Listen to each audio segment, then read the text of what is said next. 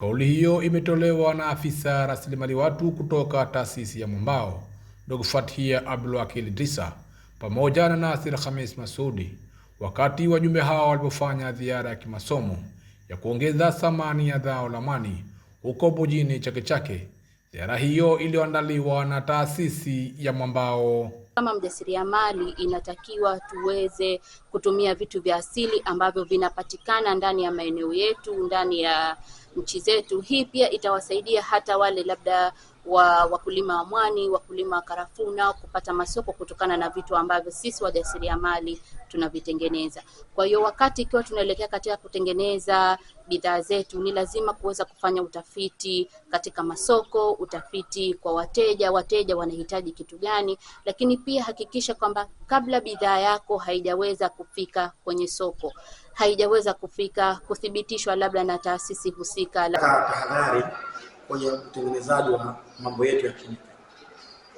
La kwanza, unahitajika kwenye kimika ujiprotect wewe na kwa afya yako mwenyewe kabla ya afya ya mtumiaji ama mtu wa mwisho anayekwenda kutumia. Tunahitaji kuanzia mwili, eneo mpaka vifungashio vyako viwe ndani ya kuprotect ile hali ya mtumiaji na anayetumia. Mtumiaji na wewe unayetengeneza.